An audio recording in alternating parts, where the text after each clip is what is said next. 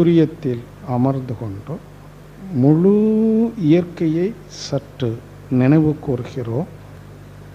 எல்லையற்றதாகிய சிவம் சுத்தவெளி, எல்லைக்கு உட்பட்ட சக்தி பிரபஞ்சம், பிரபஞ்சத்திலே திணிவு பெற்ற சக்தியான கோள்கள், நட்சத்திரங்கள், அண்ட சராசரங்கள், அதிலே ஒன்றான நமது பூமி, பூமியிலே சிவத்தினுடைய உணர்வு ஜீவ இனங்களாக, மனிதனிடம் சிவம் மனமுமாக, எண்ணங்களோடு கூடிய மனமுமாக அமைந்திருப்பதை ஒரு சேர மனவிரிவு கொண்டு அறிகிறோம்.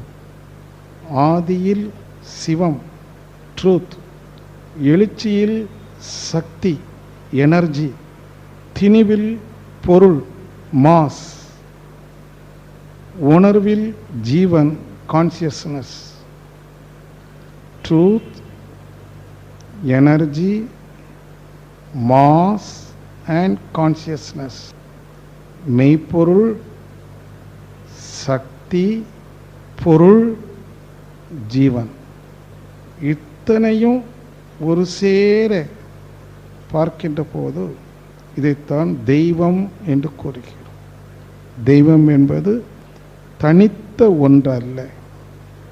This totalityness is God. This totalityness of nature is God. இயற்கையினுடைய இந்த முழு தன்மையே தெய்வமாகும். காட்லினஸ். துரியாதீத தவத்திலே ஆழ்ந்து தவம் இயற்றி முடிந்த பிறகு சிறிது நேரம் என்ன காட்சிகள் கண்டோ, ஒவ்வொரு நிலையிலும் அதனதன் தன்மைகள் என்ன, ஒவ்வொரு நிலைகளும் காணுகின்ற வேறு வேறு தன்மைகள் எதை மூலமாக கொண்டது, அந்த மூலத்திலே உள்ளார்ந்திருக்கிற தன்மை என்ன, அது எவ்வாறு எழுச்சி பெற்றது, எழுச்சி பெற்ற போது அதனுடைய தரமாற்றம் என்ன, எழுச்சி பெற்ற சக்தி திணிவு பெற்ற போது அதனுடைய தரங்கள் என்ன, பஞ்சபூதங்களாக. மேலும் உணர்வு நிலையில் ஓரறிவு முதல் ஐயறிவு விளங்கினம் வரைக்கும் அங்கு அதனுடைய உணர்வுகள், தரமாற்ற உணர்வுகள் என்ன, இறுதியிலே மனிதனாக வெளிப்பட்ட போது மனிதனிடம் அதனுடைய எழுச்சி என்ன, உயர்வு என்ன, முதிர்ச்சி என்ன என்றெல்லாம் இயற்கை தோற்ற ரகசியங்களை பற்றியெல்லாம் தவம் முடிந்த பிறகு சிறிது நேரம் பல கோணங்களில் சிந்தனை செய்தோமையானால் ஒரு உண்மை புலப்படும். இந்த முழு தன்மையோடு கூடிய ஒன்றே தெய்வமாகவும் அதுவே நானுமாகவும் அவன் நீ ஒன்றாய் அறிந்த இடம் அறிவு முழுமை, அது முக்தி. அவன் நீ ஒன்றாய், அவன் என்று சொல்லுகிற போது த டோட்டாலிட்டினஸ் ஆஃப் நேச்சர், நான் என்று சொல்கிற போது the fractional state of the totality, both are one and same. அந்த முழுமையாக இருக்கிற சிவமே இங்கு எண்ணத்தில் பின்னமாக நானாக இருக்கிறது. அவன் நான் ஒன்று என்று நான் அறிகின்ற போது நான் முழுமையடைகிறேன், முக்தி அடைகிறேன். அவன் நீ ஒன்றாய் அறிந்த இடம் அறிவு, அது முழுமை, முக்தி. ஒவ்வொரு தவத்தின் போதும், தவ முடிவிலோ தவ தொடக்கத்திலோ சிந்தனையோடு கூடிய தவமாக அமையுமானால் அந்த சிந்தனையே தவமாக, தவமே சிந்தனையாக அமைகின்ற போதுதான் நமது அறிவு முழுமையடைகிறது. அறிவின் முழுமை என்பது நான் வேறு அவன் வேறு அல்ல என்று உணர்வதாகும். அறிவின் முழுமை என்பது நானே எங்கும் வியாபி, நானே எல்லாமாகவும் ஆத்மஸ்வரூபமாக அமைகிறேன். நான் ஆத்மஸ்வரூபி, என்னை தவிர்த்து பிரிதொன்றும் இல்லை. பிரிது ஒன்றினால் எனக்கு பாதிப்பும் இல்லை. இதுதான் உச்சம். அறிவனுடைய உச்சம் என்பது நான் என்பது எல்லைக்கு உட்பட்டதல்ல. நான் ஆத்மஸ்வரூபி, எங்கும் வியாபித்து எல்லாமாகவும் இருக்கிற ஆத்மன். நான் ஆத்மஸ்வரூபி, என்னை தவிர்த்து பிரிது ஒன்றும் இல்லை. நல்ல கவனிக்க, என்னை தவிர்த்து பிரிது ஒன்றும் இல்லை. பிரிது ஒன்றினால் எனக்கு பாதிப்பும் இல்லை. So I means an undisturbed soul. நான் என்பது பாதிப்புக்கு உட்படாத ஒரு ஆத்மஸ்வரூபம். பிரிது ஒன்றினால் எனக்கு பாதிப்பும் இல்லை. பாதிப்பு என்பது மனதினுடைய சிதறல். மனம் ஓர்மை நிலை அடைகின்ற போது நான் ஆத்மஸ்வரூபி என்றும் பாதிப்பு இல்லை என்றும் அறியலாம். ஆனால் மனம் எண்ணங்களாக சிதறுகின்ற போது நான் வேறு, எல்லாம் வேறு வேறு வேறு வேறாக அமைகின்ற போது பாதிப்புகள் உண்டு. அது இன்பமாக இருக்கலாம், துன்பமாக இருக்கலாம். ஆனால் உண்மையில் ஆழ்ந்திருக்கின்ற போது only I exist, nothing else. நான் மட்டுமே, மற்றொன்றும் இல்லை. பிரிதொன்று இல்லாத காரணத்தினால் எனக்கு பாதிப்பு இல்லை.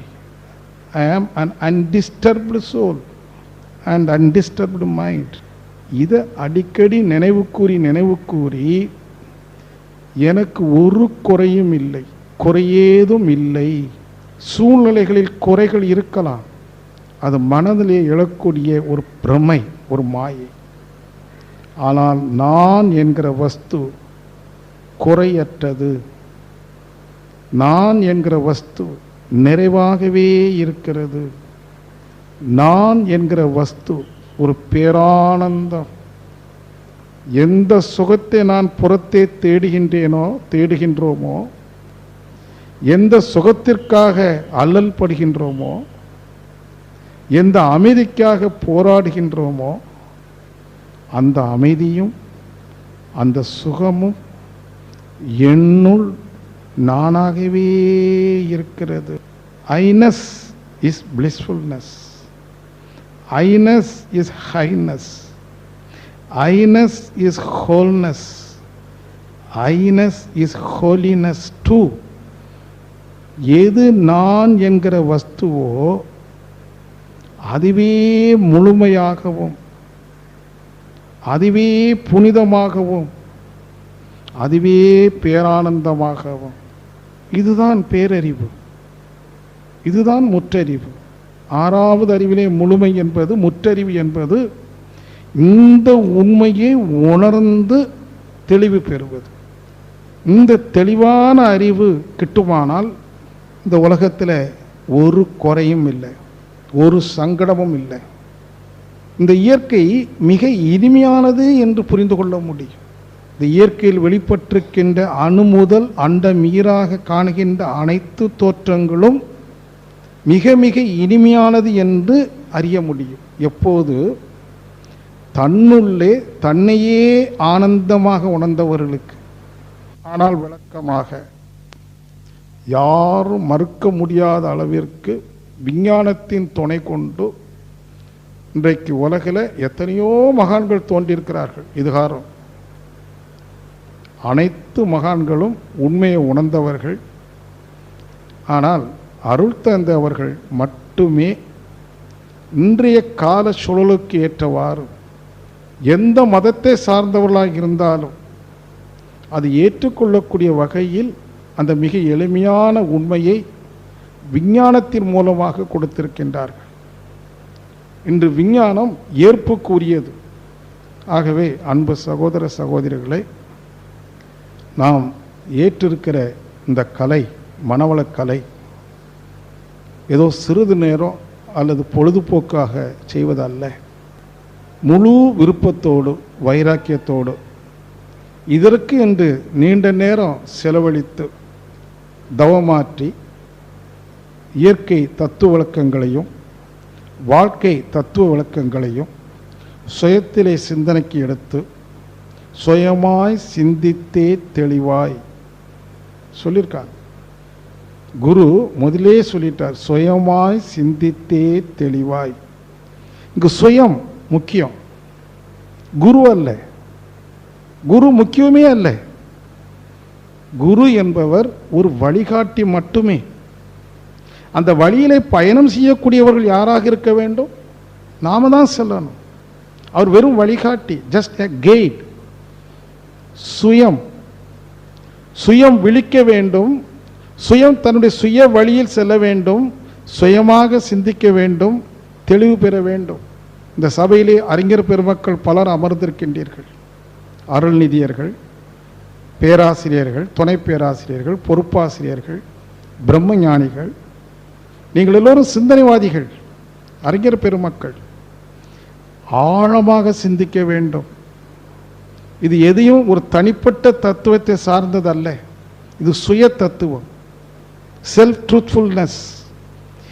இதை உணர்வதற்கு நாம் தான் செல்லணும் உள்ள.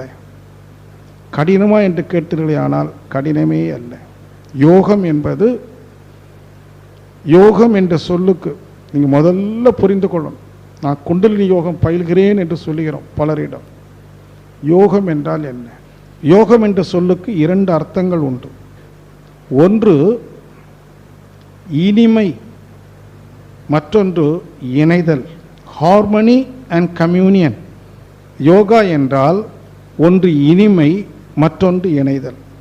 இனிமையாக வாழ்வதற்கு இந்த இல்லற வாழ்க்கையில், இந்த பொருள் சார்ந்த வாழ்க்கையில் இனிமையாக வாழ்வதற்கு என்னென்ன பயிற்சிகளும் விளக்கங்களும் வேண்டுமோ அதை யோகா தருகிறது. ஒன்று. இன்னொன்று இணைதல். எது எதனோடு இணைதல்? புறமனம் ஆழ்மனதோடு இணைதல். அல்லது புறமனமாக இயங்கி நான் என்ற ஒரு எண்ணத்தை உடைய இருக்குது, அந்த எண்ணமா நானானது ஆழ்மனம் என்ற சிவத்தோடு இணைதல். Communion with God. இந்த நான், புறமனமாக இயங்குகிற இந்த நான் ஆழ்மனமாக அடக்கத்தில் இருக்கிற இறைவனோடு தன்னை இணைத்து கொள்ளுதல், இணைதல். அதான் யோகம். இப்போ நாம் யோகா பயில்கிறோம் என்றால் எப்படி இனிமை காத்து வாழ்வது, குடும்பத்தில் அமைதி காத்து வாழ்வது, சமுதாயத்தில் எப்படி அமைதி காப்பது, அதற்குரிய பயிற்சிகளும் விளக்கங்களும். எந்த அவசியத்திற்காக இந்த ஆன்மா உடலை எடுத்துக்கொண்டதோ, அதாவது இறைநிலையோடு தன்னை ஐக்கியப்படுத்தி கொள்ளுதல், அதற்கு என்னென்ன பயிற்சிகள் வேண்டுமோ விளக்கங்கள் வேண்டுமோ அத்தனையும் இணைத்து தருவது மனவளக்கலை. அப்போது நீங்கள் முடிவு எடுத்துக்கொள்ளணும், இந்த கலையை நாம் இன்னும் ஆர்வமாக ஆழமாக எவ்வாறு பயில்வது, சிந்திப்பது, தெளிவு பெறுவது. ஏன்னா இன்றைய உலகம் மணி ஓரியன்ட் வேர்ல்டு, மணி ஓரியன்ட் லைஃப். நம்முடைய வாழ்க்கை என்பது காலங்காலமாக பொருளை மையமாக கொண்டு, பணத்தை மையமாக கொண்டு சுழண்டு வரக்கூடிய ஒரு செக்குமாடு வாழ்க்கை. நல்லா பாருங்க, சிறு வயதிலிருந்து நமக்கு போதிக்கப்பட்டது என்ன? நமது பெற்றோர்கள் என்ன போதித்தார்கள்? நல்லா படிக்க வேண்டும், பொருள் பல ஈட்ட வேண்டும். அந்த ஒரு போதனை ஆழமாக பதிந்து விட்ட காரணத்தினாலே இதை மணி ஓரியன்ட் லைஃப் என்று சொல்லுவோம். எப்போது பார்த்தாலும் நம்முடைய சிந்தனை பொருள் ஈட்டுகின்ற வகையிலேயே இருக்கிறது. இன்னொரு புறத்தை நாம் மறந்துட்டோம். என்ன அவசியத்திற்காக பிறந்தோம்? What is the cause of our birth? இந்த பிறப்புடைய அவசியம் என்ன, காரணம் என்ன, எதற்காக தெரியல. அது வள்ளுவர் அப்போவே 2000 ஆண்டுகளுக்கு முன்பாகவே அதை சிந்தித்தார்கள். பிறப்பு எனும் பேதமை நீங்க, சிறப்பு எனும் செம்பொருள் காண்பது அறிவு. பிறப்பு என்பது ஒரு பேதமை. எதற்காக இத்தனை பிறப்பு? நான் மட்டுமல்ல, எத்தனையோ ஜீவ இனங்கள், கொசு முதல் யானை வரைக்கும்.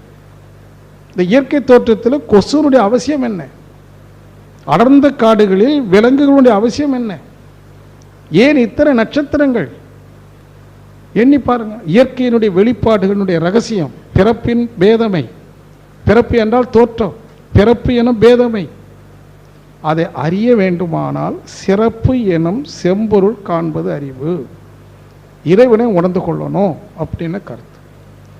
அப்ப இறைநிலையை உணர்ந்து கொள்ளக்கூடிய வகையில் நம்முடைய இறை வழிபாடு அமைந்திருக்கிறதா? இதெல்லாம் நாம் தொடர்ந்து இந்த 2 நாட்கள் எடுத்துக்கொள்வோம். இங்கு இந்த 2 நாட்கள் இந்த சிறப்பு யோக வாழ்வு பயிற்சி என்று வைத்திருக்கின்றார்கள். ஆனால் உண்மையிலே இது பயிற்சி அல்ல, இது ஒரு சத்சங்கம், ஒரு சிந்தனை தூண்டல். உங்களுக்குள்ளாகவே உறங்கி கிடக்கின்ற ஆழமான அறிவை சிந்தனையின் மூலமாக தூண்டி அதை வெளிக்கொணரக்கூடிய ஒரு சிறு முயற்சி. கொஞ்சம் வித்தியாசமாக பல முரண்பட்ட கருத்துக்கள் உங்களை வந்து சேரும், உங்களோடு மோதும். ஆனால் முரண்பட்ட கருத்துக்கள் எதுவாக இருந்தாலும் அந்த கருத்தை நீங்கள் ஏற்றுக்கொள்ள வேண்டும் என்பது அல்ல, மாறாக அந்த கருத்தை உள்வாங்கிக் கொண்டு அந்த கருத்தினுடைய ஆழத்தை நீங்கள் நுணுகி பார்ப்பீர்களே, ஆனால் நிச்சயமாக உங்கள் மனதிலே சில மாற்றங்கள் நிகழும். இதுவரைக்கும் ஒரே கோணத்தில் சென்று விட்டோம். ஆனால் இப்போது பல கோணங்களில் தாக்குதல்கள் நமது வாழ்வை பற்றி, கலாச்சாரத்தை பற்றி, அரசியலை பற்றி, மதத்தை பற்றி, இலக்கியங்களை பற்றி, விஞ்ஞானத்தை பற்றி பல கோணங்களில் நாம் சிந்தனை செய்ய வேண்டும். அப்படி சிந்திக்க போன்றுதான் நாம் இதுவரைக்கும் வாழ்ந்த வாழ்வு என்ன, அறிந்து கொண்டது என்ன, அறியப்படாமல் எவ்வளவு இருக்கிறது என்பதையெல்லாம் அறிய முடியும். குறைந்தபட்சம் அத்தகைய அறிவை பெற்றாலே நாம் அறிஞர்கள் தான். அந்த வகையில் அன்பு சகோதர சகோதரிகளே, வேதாத்ரி அவர் ஏதோ ஒரு சாதாரண மனிதர் அல்ல, அவர் ஒரு முழுமையான ஞானி, மெய்ஞானி, ஒரு முழுமையான விஞ்ஞானியும் கூட. மட்டுமல்ல, ஒரு முழுமையான குடும்பஸ்தர். 2 மனைவிக்கு கணவனாக வாழ்ந்தவர்.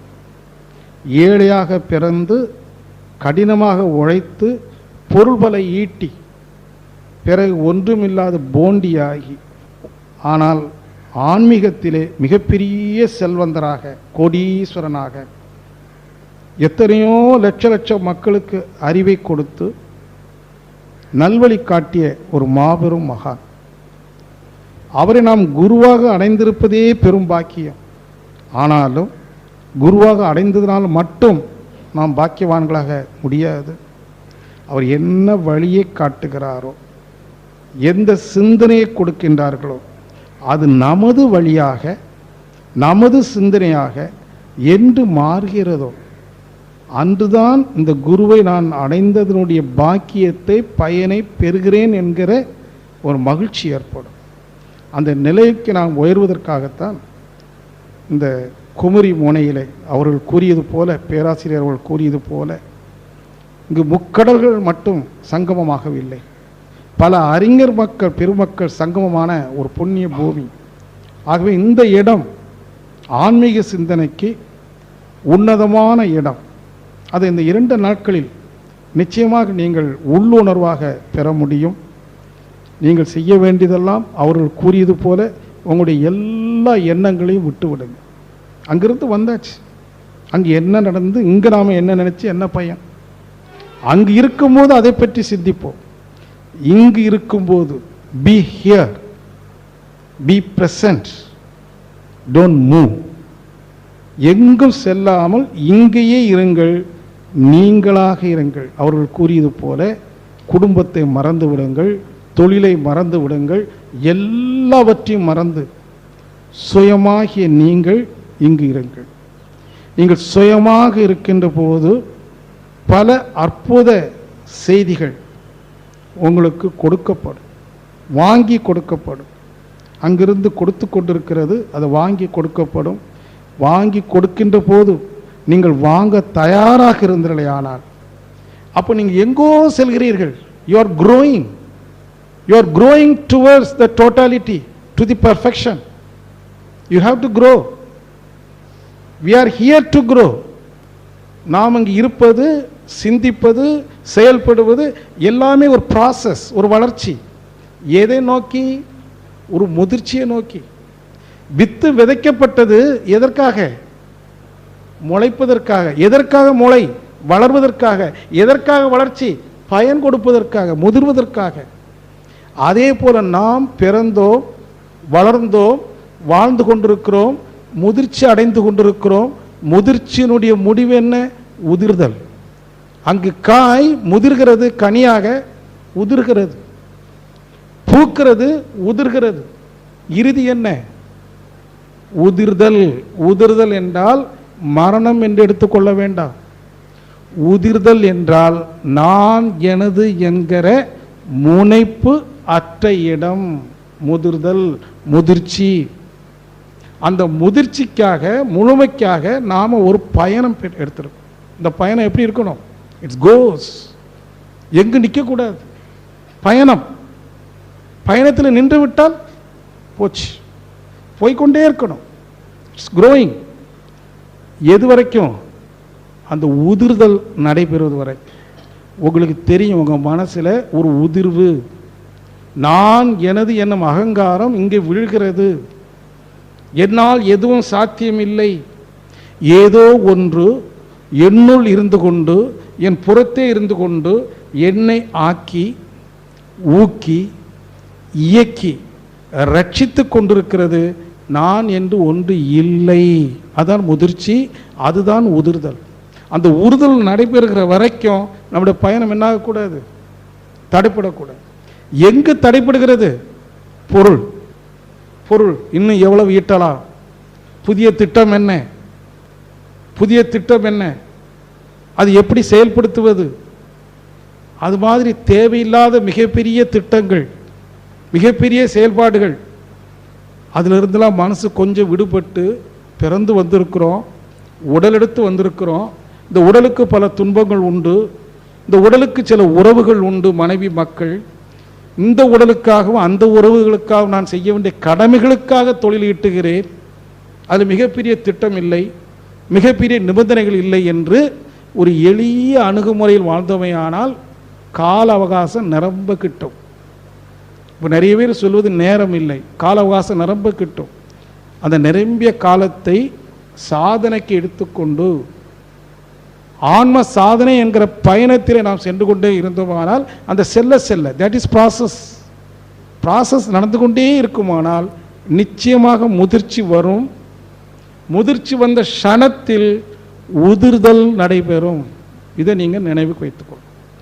அதனால தான் திருப்பி திருப்பி வற்புறுத்தி சொல்கிறோம், மனவளக்கலை என்பது வெறும் உடற்பயிற்சி, காயக்கல்பா, ஒரு 20 நிமிடம் தியானம் அல்ல. உடற்பயிற்சி உடலுக்காக. உடல் ஒரு ஜடம், அந்த ஜடத்துக்கு ஒன்றுமே இல்லை, இல்லையா? ஆனால் மிக அற்புதமான எழுச்சி மனம், இறையினுடைய இறுதி எழுச்சி மனம். மகரிஷி சொல்வாங்க, the peak of evolution is human mind. இந்த பரிணாமத்தினுடைய உச்சக்கட்ட வெளிப்பாடு மனித மனம். ஆனால் அத்தகைய உச்சக்கட்ட வெளிப்பாடாகிய மனித மனம் முழுமை இன்னும் அடையவில்லை. அது எழுச்சி பெற்றதே முழுமைக்காக. ஆனால் அந்த முழுமையை நோக்கிய பயணத்தில் ஒரு மிகப்பெரிய தடை, மயக்கம், இந்த பொருள் சார்ந்த வாழ்க்கை, பொருள் கவர்ச்சி, புலன் கவர்ச்சி. இதை முதல்ல புரிந்து கொண்டு அந்த விடுதலை பெறுவதற்காக ஒரு முயற்சி. போதும், எனக்கு போதும், தேவையான அளவுக்கு வருது, வீட்டில் எல்லா வசதியும் இருக்கு, என்னிடம் இல்லாதது என்ன? அமைதி, சுகம். அது எங்கே பெற முடியும்? சிந்தனை. நான் முதலிலே சொல்லியது போல நிறைய முரண்பட்ட கருத்துக்கள் வரும். ஆனால் எங்கு முரண்பாடு இருக்கிறதோ அந்த முரண்பாட்டில் ஆழமாக போனீங்கன்னா அந்த அடித்தளத்தில் ஒரு உடன்பாடு இருக்கும். ஒரு உதாரணமாக நீங்கள் அப்படியே இந்த நிலப்பகுதியில் பாருங்கள். ஒரு இடத்துல ஒரு கிணறு, ஒரு 25 அடி ஆழத்தில் தண்ணீர், அங்கே ஒரு குட்டை, கொஞ்சம் தண்ணீர், இன்னொரு பக்கம் ஒரு பெரிய குளம், அந்த பக்கம் ஒரு பெரிய ஏரி, இங்கே வந்தால் கடல். வேறு வேறு தரத்தில் வேறு வேறு அளவில் நீர் நிலைகளை பார்க்கிறோம். அழுக்கு பிடிச்ச நீர் ஒரு பக்கம், தெளிந்த நீர் ஒரு பக்கம், உப்பு கரிக்கிற நீர் ஒரு பக்கம். ஆனால் பூமிக்கு அடியில் நீங்கள் நுணுக்கி நுணுக்கி நுணுக்கி போனீங்கன்னா இந்த எல்லா நீர்நிலைகளும் அடியில் எப்படி இருக்கு? இணைந்து இருக்கு. தெரியுமா உங்களுக்கு? கிணற்று நீர், குளத்து நீர், குட்டை நீர், ஏரி நீர், கடல் நீர் தனித்தனியாக நிலைகளாக காட்சியளிக்கும். ஆனால் ஆழத்தில் இணைஞ்சிருக்கு. பூமிக்கு அடியில் எல்லா நீரும் இணைஞ்சிருக்கு. அப்போ வெளியில் முரண்பாடு, ஆழத்தில் உடன்பாடு. இருக்கா இல்லையா? அதனால தான் சொல்கிறேன், முரண்பட்ட கருத்துக்களை முரண்பட்ட கருத்து என்று விலக்கி விடாதீர்கள். அதில் ஆழமாக சென்று சிந்தித்தீர்களானால் உங்களுக்கு உடன்பட்ட கருத்துக்கள் அதில் இருப்பதை பார்க்கலாம். அது உடன்பட்ட கருத்து என்று நீங்கள் எடுக்கும்போது தான் யோக வாழ்வுக்கு தயாராகிறீங்க. என்ன சொல்லும்? அமைதி தான் வேணும், துன்பம் இல்லாத. அப்போது இங்கே இருக்கிற நாம் ஒவ்வொருவரும் வேண்டுவது அமைதி, அச்சமும் கவலையும் இல்லாத, அச்சமும் கவலையும் இல்லாத அமைதியும் ஆனந்தமும் தான் வேணும். அப்படியே வேண்டும் என்று சொல்லும் போதே அது இல்லை என்று பொருளாகுது. அமைதிதான் வேண்டும் என்று எண்ணினால் என்ன பொருள்? அமைதி இல்லை என்று ஆகுது. துன்பம் இல்லாத ஒரு வாழ்வு வேண்டும் என்று சொல்கிற போதே துன்பத்துக்கு உட்பட்டு தான் வாழ்கிறோம் என்று ஆகிறது. ஆகினால் தானே வேண்டுதல் ஆகுது. அப்படியானா ஏன் அமைதியை இழந்தோம்? எங்கு இழந்தோம்? துன்பம் ஏன் நமக்கு மிகுதியாகுது? துன்பத்திற்கு என்ன காரணம்? அமைதி இழப்பிற்கும் துன்பத்திற்கும் என்ன காரணம் என்றால் மிக எளிதான காரணம். ஒவ்வொருவரும் தனக்கு துன்பம் வரக்கூடிய செயலை அறியாமலோ அலட்சியத்திலேயோ செய்கிறார்கள். ஒவ்வொருவரும் பிறருக்கு துன்பம் கொடுக்கிறார்கள். தனக்கும் துன்பத்தை தேடிக்கொண்டு பிறருக்கும் துன்பத்தை கொடுத்து கொண்டு அறிந்தோ அறியாமலோ அலட்சியப்படுத்தியோ உணர்ச்சி வயப்பட்டோ தான் செய்கிற செயலினால் தனக்கும் துன்பத்தை தேடிக்கொண்டு பிறருக்கும் துன்பத்தை கொடுத்து கொண்டு வாழுகிற ஒரு மயக்கம் காலங்காலமாக தொடர்ந்து வந்து போச்சு. ஆகையினால்தான் இன்று எல்லோருமே துன்பப்படுகிறோம்.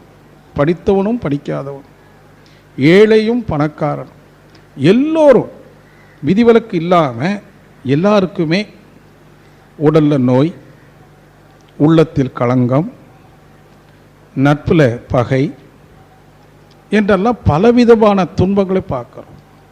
இப்போ துன்பம் இல்லாத ஒரு அமைதியான ஆனந்தமான வாழ்வு வேண்டும் என்றால் அதற்கு ஒன்றும் சிரமமே இல்லை.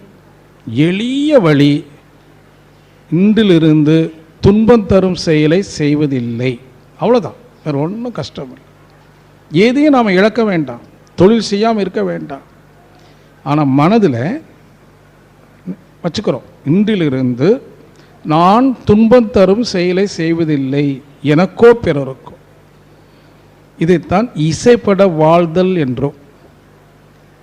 இன்னொன்று, மற்றவங்க அறியாமலேயே தவறு செய்து துன்பப்படுகிறார்கள், அவர்களுக்கு நான் உதவி செய்ய, இதை ஈதல் என்று சொல்கிறோம்.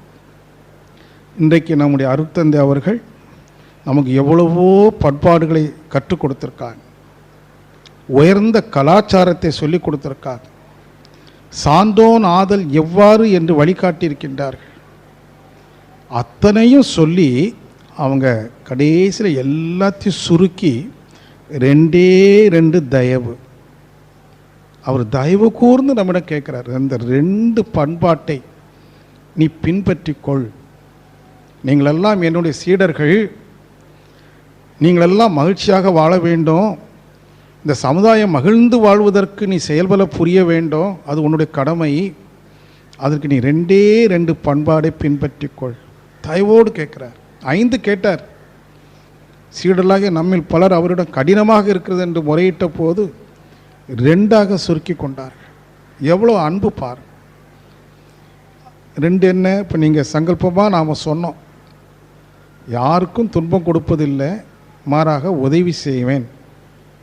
அதுவும் இயன்ற அளவு, முடிந்த அளவு உதவி செய்யணும் என்பதற்காக கஷ்டப்பட்டோ நஷ்டப்பட்டோ அல்ல, முடிந்த அளவு. இது 2000 ஆண்டுகளுக்கு முன்பு வள்ளுவமும் கூறிற்று மிக அழகாக. ஈதலும் இசைப்பட வாழ்தலும் அது வல்லது ஊதியம் இல்லை உயிருக்கு. இந்த ஆன்மாவிற்கு எது ஊதியம்? இந்த ஆன்மா அந்த உடலை எடுத்துக்கொண்டது எந்த அவசியத்திற்காக? அதனுடைய ஊதியம் என்ன? ஆன்மாவிற்கு விடுதலை வேண்டும். ஆன்மா தன்னை உணர்ந்து தன்னை விடுவித்து கொள்ள வேண்டும். அதான் அதனுடைய ஆன்மா உடல் எடுத்ததனுடைய அவசியமே, நோக்கமே, அதனுடைய பயனே, அதனுடைய ஊதியம் என்று சொல்கிறார் வள்ளுவர். இந்த ஆன்மாவிற்கு எது ஊதியம்? விடுதலை, அமைதி, பேரின்பம், தன்னை உணர்தல். அப்போ அது எப்போது சாத்தியமாகும்? அறம் நின்று வாழும்போது, துன்பம் தவிர்த்து அமைதி அடைந்து அந்த அமைதியில் நிலைத்து பேரானந்தமாக அமைய வேண்டுமானால் ஊதியம் பேரானந்தம். அதற்கு என்ன வேண்டும்? அறம் நின்று மனிதன் வாழ வேண்டும். அறம் என்றால் ஈதலும் இசைப்பட வாழ்தல், பிறருக்கு துன்பம் கொடுக்காமல் இருத்தல், துன்பப்படுபவர்களுக்கு உதவுதல் அறம். அத்தகைய அறம் தழைக்கிறோம். இதில் ஒரு விஷயம் என்னன்னு கேட்டிங்கன்னா, அறத்தை பற்றி நமக்கு நீண்ட காலமாக நம்முடைய மதங்கள் நமக்கு போதிச்சிருக்கு. அறம் நின்று வாழ வேண்டும் என்று வற்புறுத்தியும் சொல்லியிருக்காங்க. ஆனால் யாருமே அறம் நின்று வாழலை. 1ஆம் வகுப்பு படிக்கும்போது அறம் செய்ய விரும்பு சொன்னவங்களும் அறம் செய்யலை, படித்தவர்களும் அறம் செய்யலை. அறம் என்றால் துன்பம் இழாது பார்ப்பது, துன்பம் இருக்குமானால் தவிர்ப்பது, ஈதலும் இசைப்பட வாழ்த்தல். அப்போ உயர்ந்த கருத்து, எளிமையான கருத்து, ஆனால் செயல்பாட்டில் முடியல. நல்ல பாரு. ஏன் என்றால் எந்த ஒன்றும் வற்புறுத்தினால் அது நிற்காது. அந்த நேரம் சிறிது நேரம் நிற்கும், பழையபடி வெளிப்பட்டு போகும். காரணம் என்ன? நீண்ட காலமாக மனிதனுடைய வாழ்க்கையில் அவன் பெற்ற அனுபவங்கள் 2 அனுபவம். நீங்கள் எல்லாரும் நினைவு கூறணும், நம்ம மனதிற்கு இருக்கக்கூடிய அனுபவம் 2. ஒன்று இன்பம், மற்றொன்று துன்பம். இப்போ இந்த மனம் என்ன நாடுதுன்னு கேட்டிங்கன்னா, இந்த இன்பத்தை பெருக்க வேண்டும், ஒரு பக்கம் துன்பத்தை போக்க வேண்டும், மறுபுறம் இன்பத்தை பெருக்க வேண்டும். நம்முடைய எண்ணங்கள் எதை அடிப்படையாக கொண்டது? எண்ணங்கள் வரும்போது கவனிங்க, 2. ஒன்று இன்பத்தை பெருக்கணும்னு இருக்கும், இல்லைன்னா துன்பத்தை போக்கணும்னு இருக்கும். நல்லா பாருங்க உங்கள் மனசில். அப்போ என்ன செய்யும் இந்த மனம்?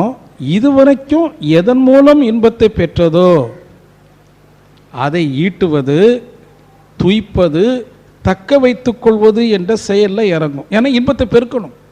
இன்பம் எதன் மூலமாக கிடைத்தது? பொருள் தொடர்பு, ஆண் பெண் உறவு, அதாவது புலன் உணர்வு என்று வைத்துக்கொள்வோம். புலன் தொடர்பின் மூலமாக பொருள் தொடர்பு பெற்று, ஆண் பெண் நட்பின் மூலமாக இன்பத்தை பெற்று, அப்போ இதுவரைக்கும் நாம் இன்பம் பெற்றது எங்கேயோ எதிலோ அதை பெருக்கிக் கொள்வதற்கு முயலும்.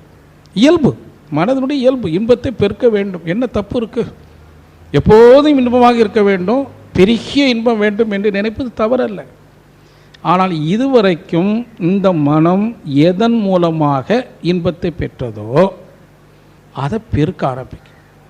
ஆனால் சூத்திரம் என்ன? எங்கு இன்பம் பெருகுதோ அங்கேயே துன்பம் வரும். எது அமிர்தமோ அதுவே தான் நஞ்சு, அளவு மீறினால். அப்போ இன்பம் பெருகிட துன்பமும் பெருகிடும். ஒரு பக்கம் இருக்கிற துன்பத்தை போக்குறோம், உடலில் நோய், மருத்துவரிடம் போகிறோம், மருந்து சாப்பிட்றோம் ஒரு பக்கம். இன்னொரு பக்கம் இந்த உடலை வைத்து கொண்டு இன்பத்தை பெருக்கிறோம், பழையபடி ஒரு துன்பம். இப்போ என்ன ஆச்சு வாழ்க்கையில்? இன்பத்தை பெருக்க துன்பம் பெருகிட, துன்பத்தை போக்க இன்பம் பெருகிட. ஒரு சக்கரம், இன்பம் துன்பம் என்கிற ஒரு சக்கரம் சுழல ஆரம்பிச்சிருச்சு வாழ்க்கையில். இன்று நம்முடைய வாழ்க்கையின் நிலை இன்பம் துன்பம் என்கிற சக்கரத்தில் சுழண்டு கொண்டு இருக்கிறோம். ஆனால் என்ன வேண்டும் என்று கேட்டால், எனக்கு அமைதி வேண்டும், ஆனந்தம் வேண்டும். கிட்டுமா? வேண்டுவது என்ன, செய்வது என்ன? 2க்கும் முரண்பாடு. வேண்டுவது அமைதி, ஆனந்தம். ஆனால் நாம் செய்வது என்ன? இன்பத்தை பெருக்குவதற்காகவே திட்டமிடுகிறோம், செயல்பட புரிகிறோம். ஆனால் இன்பம் பெருக பெருக நினைவு கொள்ளுங்கள், துன்பமே விளையும். அளவு மீறினால் அமிர்தமும் நஞ்சு.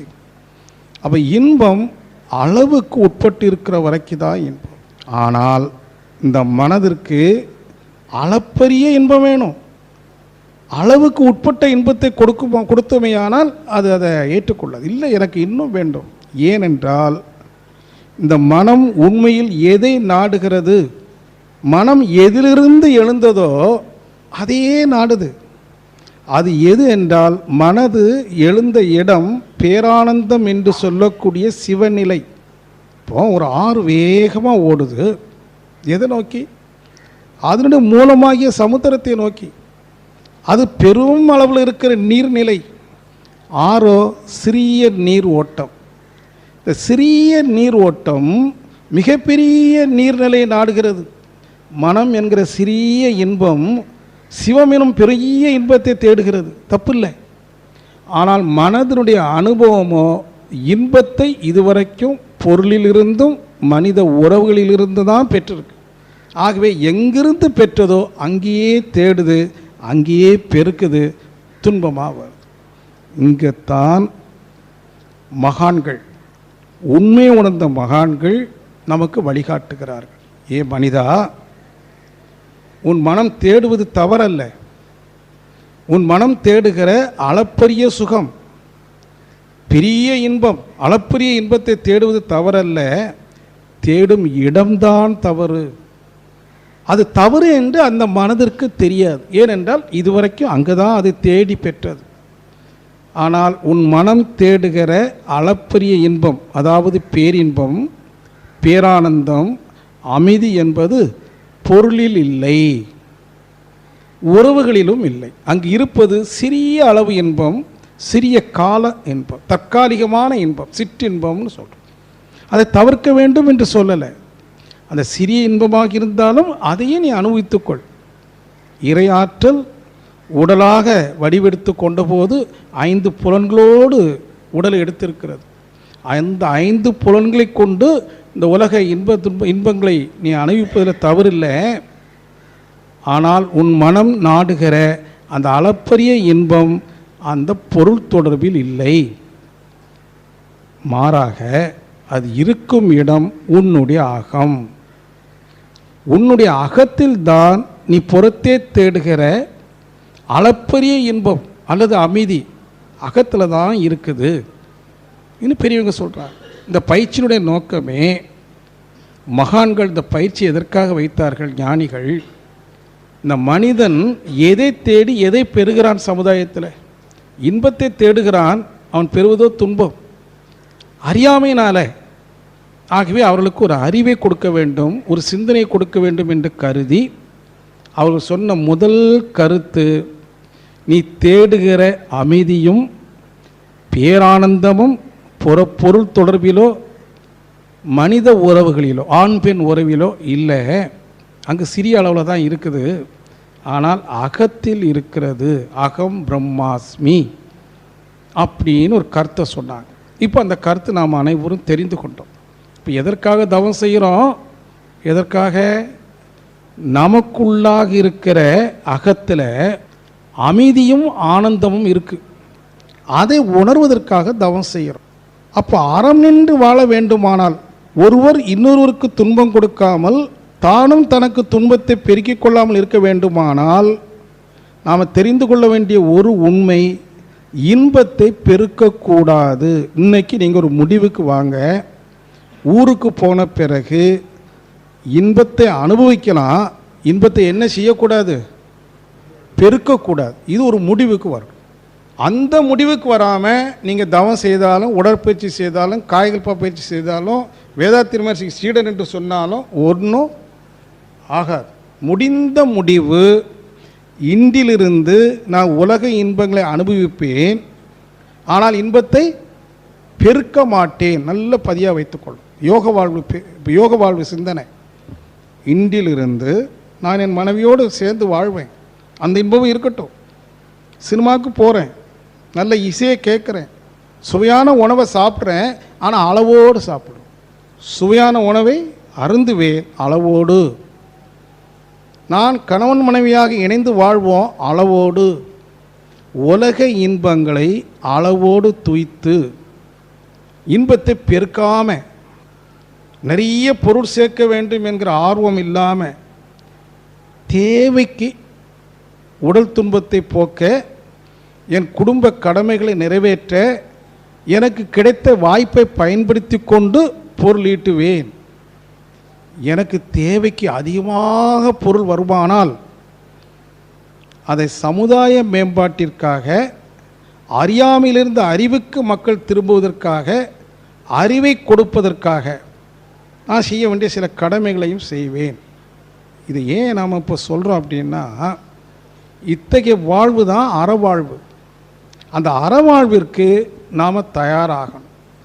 ஆனால் முதல்ல சொன்ன அறவாழ்வு என்பது வற்புறுத்தி வராது. இப்போ கொஞ்சம் வற்புறுத்துனா சிறிது காலம் இருக்கும், பழையபடி அது விட்டு போகும்.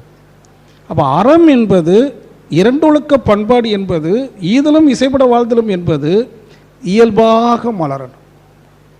அன்கண்டிஷனலி, நிபந்தனை அற்று வற்புறுத்தல் இல்லாமல் இயல்பாக வருமானால் அது நிற்கும். எது? அறம் நிற்கும். எப்போ இயல்பாக வரும்? மகான்கள் அடுத்து சிந்திக்கிறாங்க. மனிதன் அறம் நின்று வாழ வேண்டும் என்று போதிக்கிறோம், ஆனால் முடியல. இரண்டொழுக்க பண்பாடு சங்கல்பமாக சொல்கிறோம், முடியுதா? நல்லா உங்கள் மனசில் கேளுங்க. இசைந்து வாழ முடியுதா மனைவியோட? வேற எங்கும் போக வேண்டாம்.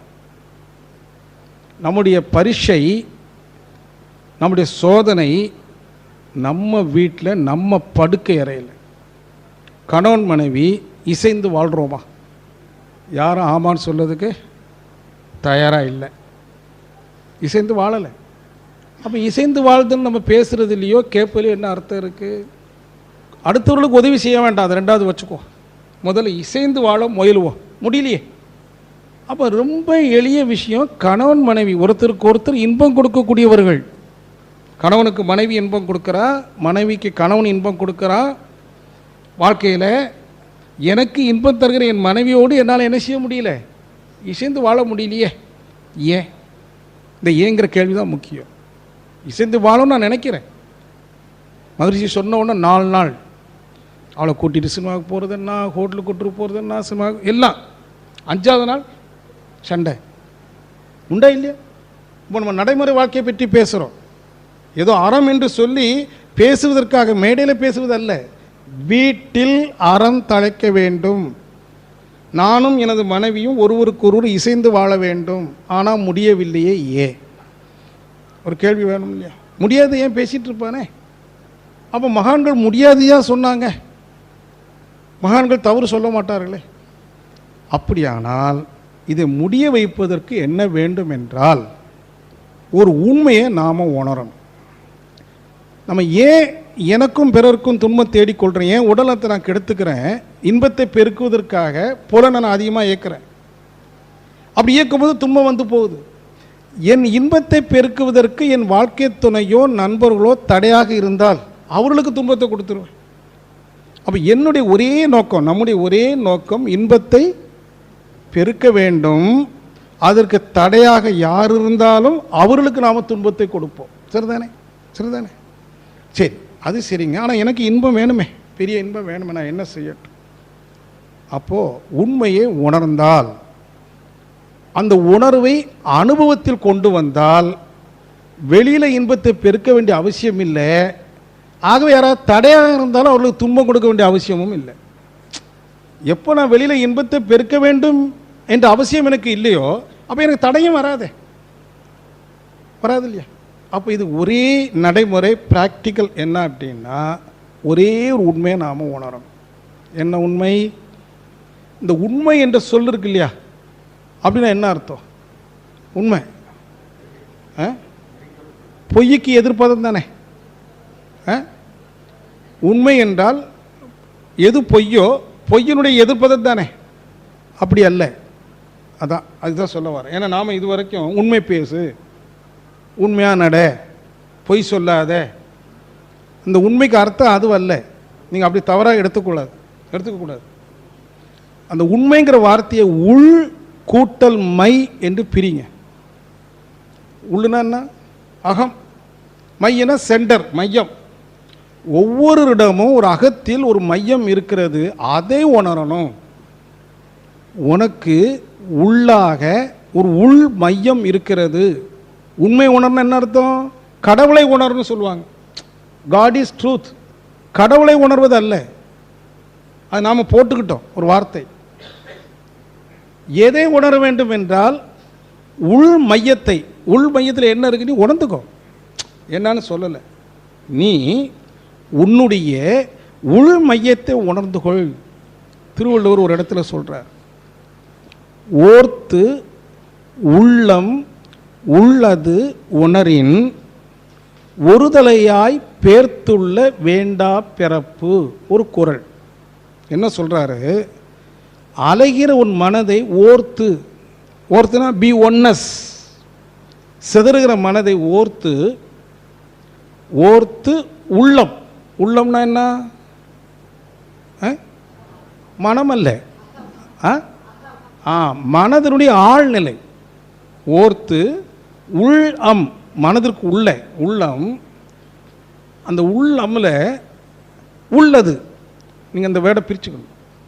ஓர்த்து ஒருமுகப்பட்டு உள்ளம், உள்ளம்னா என்னன்னு சொன்னோம்? மனதினுடைய ஆழ்நிலை. அந்த ஆழ்நிலையில் உள், அந்த ஆழ்நிலைக்கு உள்ளே போகணுமா? உள் அது, அந்த உள்ள ஒன்று இருக்குது. எது எதுன்னு சொல்லலை, ஏன்னா உங்களுக்கு தெரியாது, சொன்னாலும் புரியாது. தெரியாத விஷயத்தை சொன்னால் புரியுமா? தெரிஞ்சது சொன்னால் புரியும். தெரிஞ்சுதான் உங்களுக்கு ஏற்கனவே தெரியுமே, ஏன் சொல்லணும்? பாருங்கள் எவ்வளோ அழகாக அவங்க வார்த்தை யூஸ் பண்ண. உங்களுக்கு தெரியுமானால் அதான் தெரியுமே, சொல்ல வேண்டாம். தெரியாத சொன்னால் புரியாது, ஆகவே சொல்லவும் வேண்டாம்.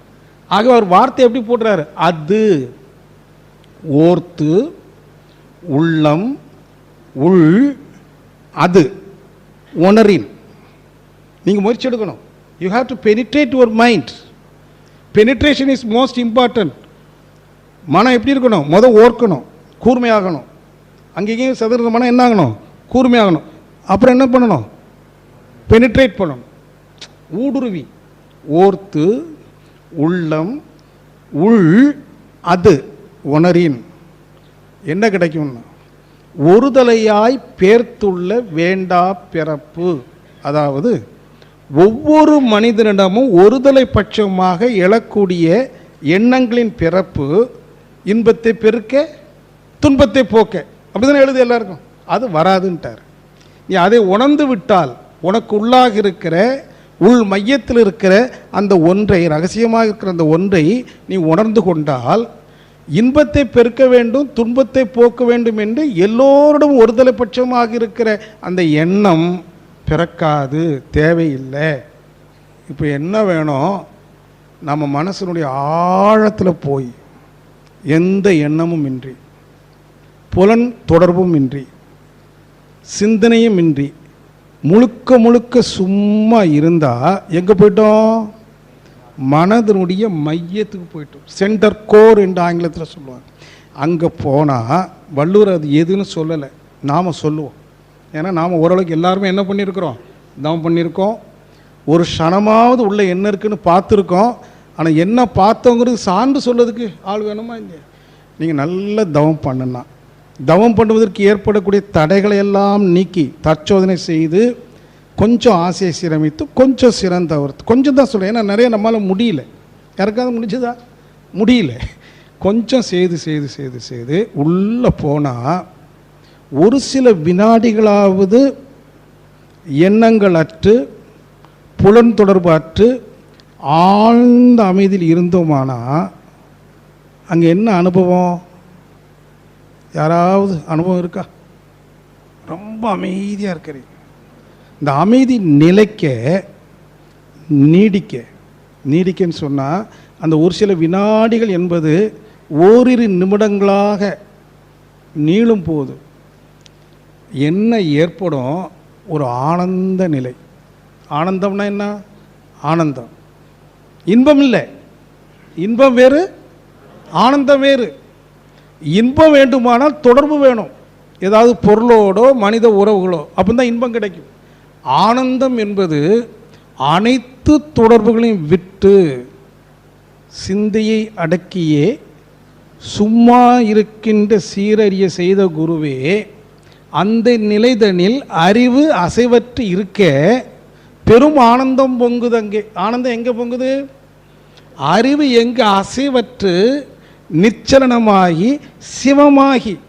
சிவம் என்றால் பரமசிவன் அல்ல, நல்ல கவனிச்சுக்கணும்.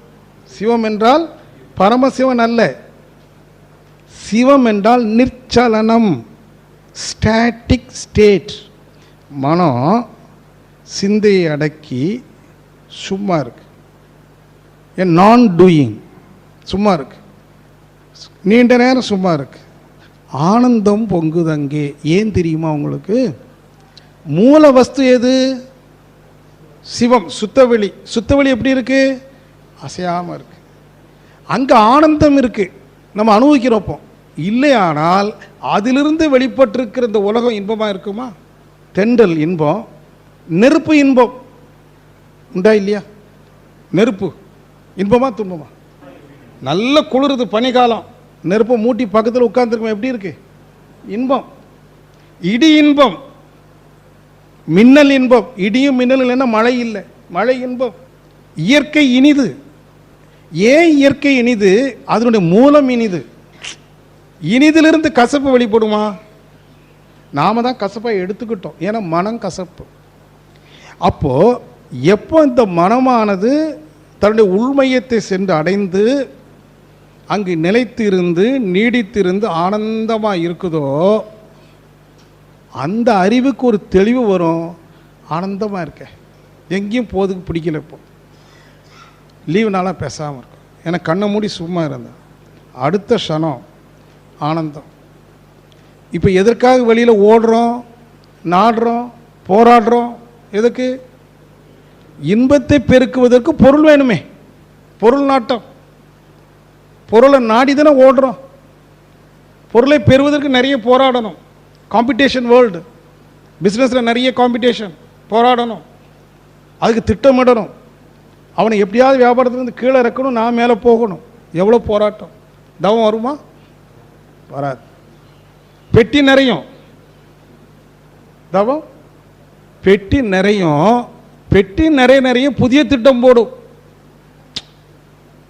பாக்கெட்டில் ஒன்றும் இல்லைன்னு வைங்க, திட்டமே இல்லை. திட்டம் போட முடியும். 10 ரூபாய் இருந்தால் ஒரு திட்டம், 100 ரூபாய் இருந்தால் ஒரு திட்டம், லட்சம் இருந்தால் ஒரு திட்டம், கோடி இருந்தால் ஒரு திட்டம். விரலுக்கு தக்க வீக்கம். So it is competitive world. Mind is also competitive. என்னைக்கு இந்த மைண்டில் நான்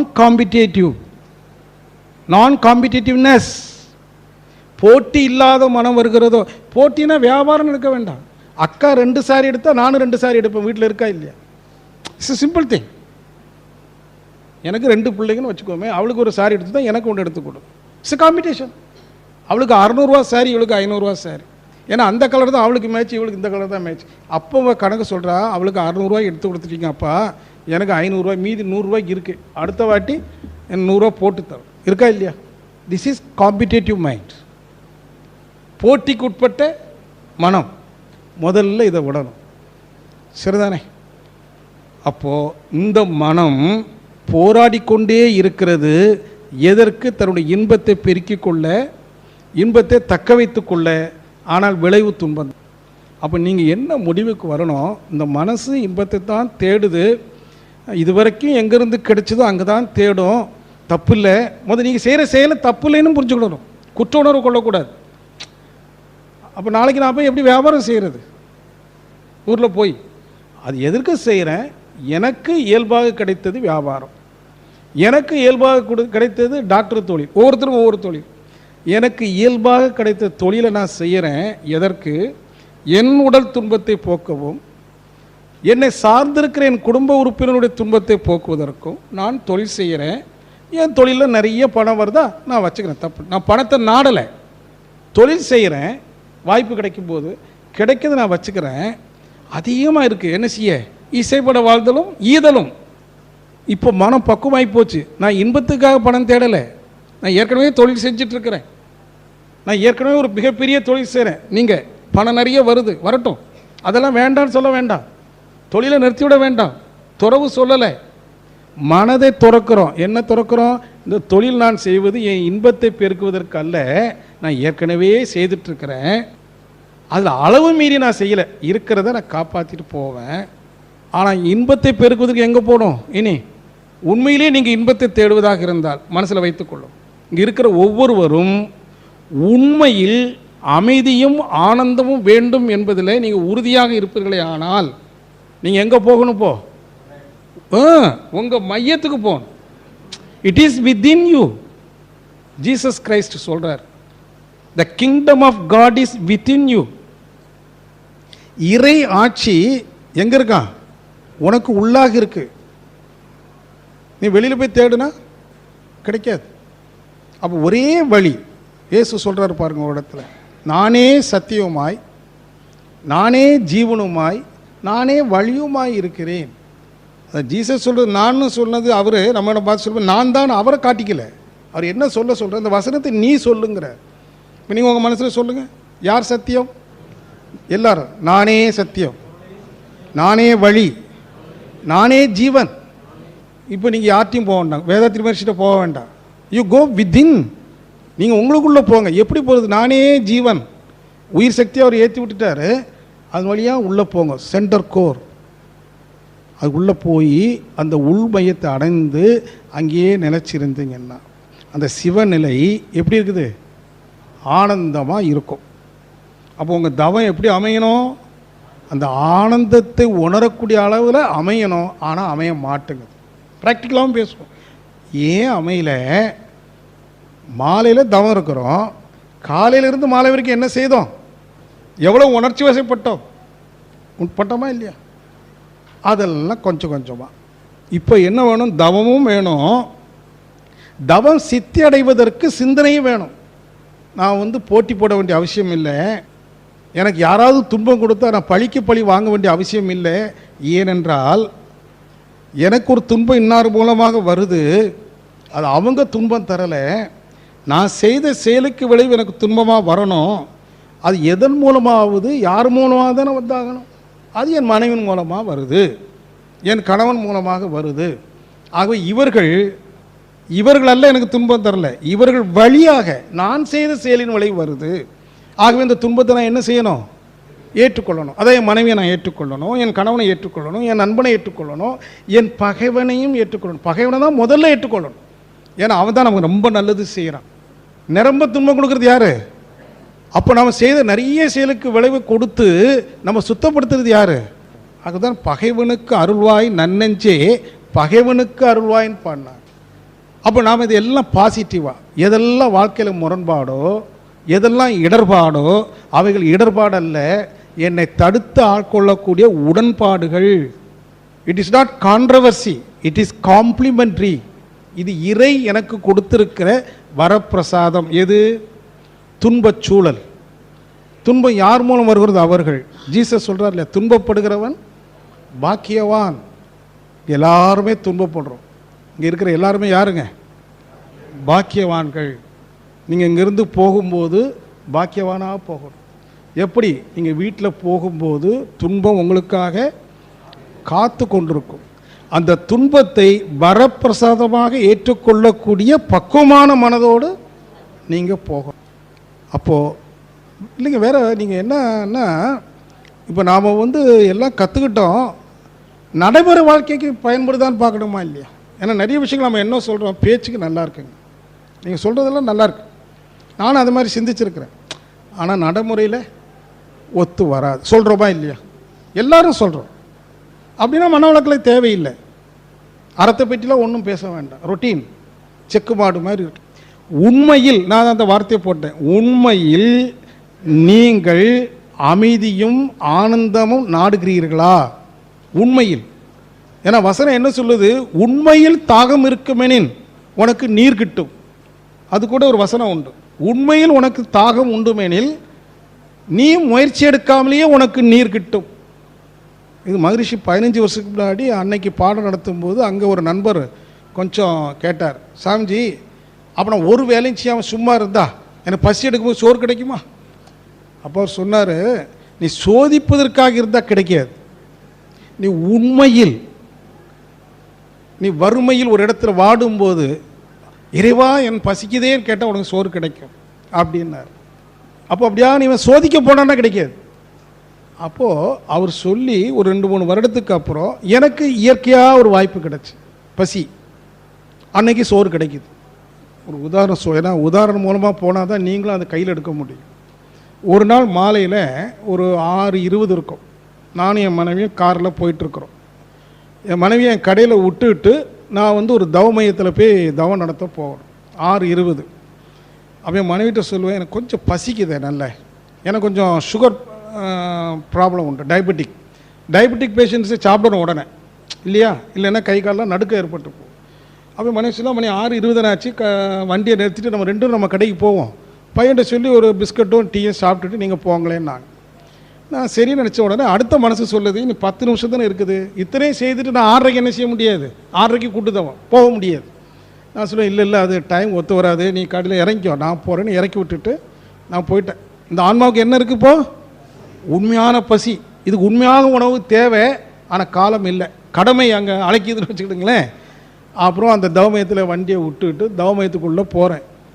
அங்கே ஒரு பெரிய அம்மா ரொம்ப உரிமையாக என்ன பேர் சொல்லி தான் கூப்பிடுவாங்க. ஏன்னா அந்த அம்மாவோட மகனும் நானும் ஒன்றா படித்தவங்க. டே ராதா, அன்பாக கூப்பிட்றாங்க, வா உனக்கு அமிர்தம் வச்சுருக்கேன். அன்னைக்கு கோகுலாஷ்டமி, அது ஒரு பஜனை மடத்தில் தான் அங்கே தவமையம் நடக்குது. கோகுலாஷ்டமிக்கு என்ன பண்ணியிருப்பாங்க, பஞ்சாமிரதம்லாம் செஞ்சு சாப்பிடுன்னு ஒரு கொஞ்சம் பஞ்சாமிரதம் போல சாப்பிட்டா போதும், அது ரிச் ஃபுட்டு, ஒரு 2 மணி நேரத்துக்கு பசிக்காது. இறைவா சாப்பிட்டேன், இப்போ எனக்கு கொடுத்தது யார்? இப்போ இதுதான் சோதனையில் வரல, இயல்பு. அப்போ சாப்பிட்டு சொல்லுவோம், ஞாபகம் வந்துருச்சு. விவேகானந்தருடைய சரித்திரத்தில் அதே மாதிரி ஒரு நிகழ்ச்சி உண்டு. அவர் பசியாக பிளாட்ஃபார்மில் உட்காந்துருக்கும் போது ஒரு ஸ்வீட் கடைக்காரங்க வந்து நிறைய பலகாரத்தெல்லாம் கொடுக்குறான். இவர் கேட்குறாரு, எதுக்காக எனக்கு இதெல்லாம் தர்றேன், நீ ரொம்ப பசியாக இருக்குங்கிறத நான் எங்கள் கடையில் உட்காந்து லேசாக அசந்துட்டேன், ஒரு கனவில் காளி மாதா வந்து உன் உருவத்தை காட்டி இவன் பிளாட்ஃபார்மில் பசியாக இருக்கிறான், கொண்டு கூடுன்னு சொன்னாங்க. அப்போது என் மனசில் எழுந்து உண்மைங்கிறது நீங்கள் உங்களை பார்த்ததும் புரிஞ்சுக்கிட்டேன். நான் உங்களுக்கு உணவு கொடுத்ததில் வந்து எனக்கு கொடுத்ததை விட நீங்கள் காட்சிக்கு வந்தீங்களே, நான் இப்போ எப்படி பாக்கியம் செஞ்சிருக்கோன்னு காலில் விழுந்தாராம். இது எதுக்காக சொல்கிறோம் அப்படின்னா, முயற்சியின்றி செயல் நடக்கும். நீ எந்த செயலை செய்யாவிடினும் மழை பெய்யும், பயிர் தழைக்கும். காக்கா என்ன பயிரிடுதா? எந்த பறவைகளாவது விலங்கினமாவது பயிரிடுதா, வரப்பு நடுதா? ஒன்றும் இல்லையே. பட்டியலில் செத்துருக்கா? எல்லாம் செய்கிற மனுஷன்தான் பட்டியலில் செத்துட்டு இருக்கான் இல்லையா? ஆகவே முயற்சியின்றி அதுக்கு வேண்டி முயற்சியின்றி வாழ வேண்டும் என்று சொல்லலை. அர்த்தம் நீங்கள் உடனே எக்ஸ்ட்ரீம்லையும் போயிடக்கூடாது. என்ன, நான் என் கடமையை செஞ்சிட்ருக்கிறேன், கிடைச்சா கிடைக்கட்டும், கிடைக்காம போட்டோம். ஆனால் நிச்சயமாக இப்போ நம்ம எங்கே வர்றோம், இந்த வாழ்க்கையை ஒரு போராட்டத்திற்கு உட்படுத்தாமல், இது ஒரு போட்டி மனப்பான்மையோடு வாழாமல், கடமை மட்டும் செய்து கொண்டு இந்த உடல் துன்பத்தை போக்குவதற்கு, என் உடல் துன்பத்தை போக்குவதற்கு வேண்டிய கடமைகளை செய்து கொண்டு, ஆனால் இந்த மனம் நாடுகிற பேரின்பத்தை பெருக்குவதற்கு ஆழ்ந்து தவம் செல்லுகிறேன். இப்போ தவம் வரும். ஏன்? இங்கே மைண்டு வித்ட்ரால் ஆயிடுச்சு. எதிலிருந்து? பொருள் சார்ந்த வாழ்க்கையிலிருந்து, அந்த மெட்டீரியல் கான்சியஸ்னஸ்ன்னு சொல்கிறோமே, அதுலேருந்து ஒரு வித்ட்ரால் இயல்பாக வருது. சிந்தனையின் மூலமாக நான் எது செய்யாவிட்டாலும், முயற்சியின்றி வாழ்ந்தாலும் எனக்கு உண்மையில் தாகம் இருக்குமானால் நீர் கிட்டும் என்கிற உண்மையை நான் உணர்கிறேன் அப்படின்னு மனதை அமைதிப்படுத்திட்டு கண்ணை மூடுங்க என்றும். வேறு ஒன்றும் கஷ்டம் இல்லை. இது அனுபவித்து சொல்கிறேன். இந்த 2 மாதமாக எனக்கு நல்ல ஓய்வு. எனக்கு ஒரு வியாபாரி 2 மாதமாக நல்ல ஓய்வு. ஏன் தெரியுமா? கடுமையான உடல் நோய். இப்போ இந்த உடல் நோய் துன்பமா நல் வாய்ப்பா? இந்த நெகட்டிவை we have to take as positive. எந்த முரண்பாடுகளையும் நம்முடைய அறிவு வளர்ச்சிக்கு, மகிழ்ச்சிக்கு உடன்பட்ட வாய்ப்புகளாக ஏற்றுக்கொள்ளணும். இங்கே தான் அறிவு வேலை செய்யும். அப்படி எடுத்து அந்த ஓய்வை இப்போ எதுக்கு எடுத்துக்கிட்டோம்? சிந்தனைக்கும் தவத்துக்கும். தவம் செய்யும்போது மனம் எங்கே போகுது? உடல் உணர்வை கடந்து, எண்ணங்களை கடந்து போகுது. கடந்து போனால் உடல் இருக்குமா? உடல் இருந்தானே வலி இருக்கும், வலியும் இருக்காது. இப்போ 2 லாபம். நோய் வந்தது, நல்ல வாய்ப்பு. தவம் செய்யக்கூடிய வாய்ப்பு, சிந்தனை செய்யக்கூடிய வாய்ப்பு. அந்த வாய்ப்பு பலிக்கின்ற போது நோயும் இல்லை. உடலுக்கு நோய் இருக்குது, உணர்வுக்கு இல்லை. ஏன்? உணர்வு உடலை கடந்து போகுது. அப்போ இந்த மாதிரி நீங்கள் சிந்திக்க ஆரம்பித்தால் இது கடினம் அல்ல. நடைமுறைக்கு ஒத்து வராதுன்னு சொல்வது தவறு. ஒத்து வரும், ஆனால் தயார் இல்லை. நீங்கள் தயார் இல்லை. தயார் ஆகுங்கள். தயாராக ஆகணும்னு நினைங்க, இயற்கை உங்களை தயாராகும். எப்படி தெரியுமா? அடி கொடுக்கும். ஆமாம், அதான் சொல்லுவாங்க, பழைய காலத்தில் ரொம்ப பக்தியாக இருக்கிறவனுக்கு சோதனை நிறையா வரும்னு சொல்லுவாங்க, கேட்டிருக்கீங்களா? ஏன் தெரியுமா? அந்த பக்தன், இறைவா நான் உன்னை அடைய வேண்டும், நான் உன்னிடம் சரணாகதி அடைய வேண்டும் அப்படின்னு சொல்லிக்கிட்டு இவன் சரணாகதி அடைய மாட்டான், வேண்டாத வேலையெல்லாம் செய்வான். அப்போ இறைவன் பார்ப்பான், ஆஹா நல்ல உள்ளத்தோடு என்ன சரணாகதி அடையும். எப்போ சரணாகதி அடையும்? ஹரிச்சந்திரனுக்கு எவ்வளவு துன்பம் கொடுத்தாங்க. ஏன்? அவன் சரணடையணும்னு நினைக்கிறான். எப்படி சரணடைவது? அந்த நான் எனதுங்கிறது போகணுமானா எல்லா இழப்பும் கொடுக்கணும், எல்லா வேதனையும் கொடுக்கணும். இப்போ உங்களுக்கு ஒரு அச்சம் ஏற்படுதா? அச்சம் தவிர யார் அஞ்சவில்லையோ அவங்க அறிவுடையவர்கள். நீங்கள் அறிவுடையவர்களா இல்லையா? அஞ்சுனா அறிவு இல்லைன்னு ஆயிடுது. நீங்கள் அறிவு இல்லைன்னு ஒத்துக்க மாட்டீங்க, அறிவு இருக்கும்பீங்க. அஞ்சாதீங்க, வரட்டும். ஒரு பாறை அஞ்சுமானால் சிலை வருமா? சிற்பியை கண்டு அந்த பாறை அஞ்சுமானால் அந்த பாறை ஒரு அழகான சிற்பமாக மாறுமா? நீங்கள் ஒரு நல்ல சிற்பமாக ஆகணுமா வேண்டாமா? ஆகணும் தானே? அப்போ அடி விழும். You have to allow, permit பண்ணுங்கள். யாரை? உங்கள் கணவனை, உங்கள் மனைவியை. அவங்க துன்பம் தராங்களா இல்லையா? கொடு, தயாராகுங்க. இதுதான் நடைமுறை வாழ்க்கை. நீங்கள் நடைமுறை வாழ்க்கையில் வரக்கூடிய துன்பங்களை சந்திக்கக்கூடிய, ஏற்றுக்கொள்ளக்கூடிய மனப்பக்குவத்தை பெருக்க தயாராகுங்கள். ஏன்னா உங்களுடைய நோக்கம் என்ன? இறைநிலை உணர்வுன்னு கூட நீ சொல்ல வேண்டாம். ஏன்னா இறைவன் யாருன்னே நமக்கு தெரியாது. யாருக்காக தெரியுமா? எனக்குள் இருக்கிற ஆனந்தத்தை. ஏன் இறைவன் நீ சொல்ல வேண்டான்னு சொன்னா, ஒரு தயவு. ஒரு சாக்லேட் இருக்கு, ஒரு ஸ்வீட். சாக்லேட் என்னன்னு சொல்கிறோம்? ஒரு ஸ்வீட். ஸ்வீட்டுங்கிறது அந்த பொருளா அல்லது அதுக்குள்ளே இருக்கிற தன்மையா? தன்மை தானே. அப்போ ஒரு சொல் சொன்னீங்கன்னா அது பொருளை குறிக்குமா, அதனுடைய தன்மையை குறிக்குமா? இப்போ ஒரு கல்லுன்னு சொல்கிறோம், கல்லுன்னா உங்களுக்கு இப்போ எல்லாருக்கும் என்னன்னு தெரியும். கல் எப்படி இருக்குன்னு தெரியுமா? இப்போ நான் எல்லாருக்கும் ஆளுக்கு ஒரு கல் கொடுக்குறேன். இங்கே கையில் வாங்கிட்டு இப்படி ஒரு அழுத்துறீங்க. கல் அழுத்துனா என்ன ஆகும்? ஹார்டாக இருக்கும். இது பொதன்னு விழுந்து போச்சுன்னு வச்சுக்கோ. உடனே நீங்கள் என்ன சொல்லுவீங்க? இது கல் இல்லை. அதனால் இறைவன் அல்ல, இறை தன்மைன்னு எடுத்துக்கொள்ளும். It is not God but godliness. அது நீங்கள் நல்ல புரியுதுக்கு நான் ஒரு உதாரணம் சொல்கிறேன். அடிக்கடி நம்ம சொல்லக்கூடிய, சிந்தனைக்கு எடுத்துக்கொள்ளக்கூடிய உதாரணம். ஒரு சாக்லேட் இருக்கு, ஒரு ஸ்வீட். சாக்லேட் என்னன்னு சொல்கிறோம்? ஒரு ஸ்வீட். ஸ்வீட்டுங்கிறது அந்த பொருளா அல்லது அதுக்குள்ளே இருக்கிற தன்மையா? தன்மை தானே. அப்போ ஒரு சொல் சொன்னீங்கன்னா அது பொருளை குறிக்குமா, அதனுடைய தன்மையை குறிக்குமா? இப்போ ஒரு கல்லுன்னு சொல்கிறோம், கல்லுன்னா உங்களுக்கு இப்போ எல்லாருக்கும் என்னன்னு தெரியும். கல் எப்படி இருக்குன்னு தெரியுமா? இப்போ நான் எல்லாருக்கும் ஆளுக்கு ஒரு கல் கொடுக்குறேன். இங்கே கையில் வாங்கிட்டு இப்படி ஒரு அழுத்துறீங்க. கல் அழுத்துனா என்ன ஆகும்? ஹார்டாக இருக்கும். இது பொதன்னு விழுந்து போச்சுன்னு வச்சுக்கோ. உடனே நீங்கள் என்ன சொல்லுவீங்க? இது கல் இல்லை. தோற்றம் அல்ல. இறைவன் என்றால் இறை தன்மை என்று பொருள். It is not God but godliness. அப்போ நாம் எதை உணரணும்? நமக்குள்ளாக இருக்கிற இறை தன்மைன்னு வச்சு. இறைவன் என்றால் இறை தன்மை என்று பொருள். It is not God but godliness. அப்போ நாம் எதை உணரணும்? நமக்குள்ளாக இருக்கிற இறை தன்மைன்னு வச்சுக்கோ. சிவத்தன்மை என்ன உணர்ந்தவங்க சொல்கிறாங்க, நமக்கு தெரியாது. பெரியவர்கள் சொல்கிறாங்க, நீ தவம் செய்தால் ஓர்த்து உள்ளம் உள் அது உணரின், அதை உணர்ந்தால். உணர்ந்தவங்க அடுத்த சொல்கிறாங்க அது ஆனந்தமாக இருக்கும். பரமானந்தம்னு சொல்கிறாங்க இல்லையா? பரமானந்தம் என்பது ஒரே சொல்லல்ல, பரம் கூட்டல் ஆனந்தம். பரம் எப்படி இருக்குதான்? ஆனந்தமாக இருக்கு. சிவானந்தம், சிவம் எப்படி இருக்கு? சிவானந்தம். சிவம் ஆனந்தம், பரம் ஆனந்தம். அப்போ நமக்குள்ளாக இருக்கிற சிவம் நம்ம சொல்லி வச்சாங்க. சிவம் உள்ள இருக்கு. உள்ள இருக்குது சிவம் அல்ல, எது? ஆனந்தம். அப்போ நீங்கள் ஆனந்தத்தை உணர்ந்து கொண்டால், எப்போது கண்ண முன்னாலும் ஆனந்தத்தை உணர முடியுமானால் வெளியில் என்ன செய்ய மாட்டோம்? யாருக்கும் துன்பம் கொடுக்க மாட்டோம். ஏன்னா இப்போ ஆனந்தத்திற்காக பிறகு துன்பம் கொடுக்க மாட்டோம். இப்போ அறம் எப்படி வந்து போச்சு? இயல்பாக வந்து போச்சு. இதுதான் மகரிஷி சொல்கிறாங்க, அறிவில் அறிவாய் நிலைத்தோர் அறவகுத்தோர். அதை வாழ்ந்து காட்டினோர் நினைவு கூறுவோம். நாம் வாழ்ந்து காட்டணும். இன்னைக்கு மகரிஷி இல்லை, அவருடைய சீடர்கள் இருக்கிறோம். இனி வருங்கால சந்ததிகளுக்கு நாம் யாராக வாழ்ந்து காட்டணும்? வேதாத்திரியாக வாழ்ந்து காட்டணும்னா என்ன அர்த்தம்? அறிவில் அறிவாய் நிலைத்து அறவகுத்து அதை வாழ்ந்து காட்டி நம்ம குழந்தைகளுக்கு வாழ்ந்து காட்டணும். இங்கே இருக்கிற தாய்மார்கள் தந்தைமார்கள் நம்முடைய வீட்டில் வாழ்ந்து காட்டினா அந்த குழந்தைங்க என்ன செய்யும்? அது அதே அறத்தில் வாழும். இப்போ இதை நீங்கள் ப்ராக்டிக்கல் லைஃபுக்கு, நடைமுறை வாழ்க்கைக்கு இந்த மனவளக்கலையை கொண்டு வரணும்.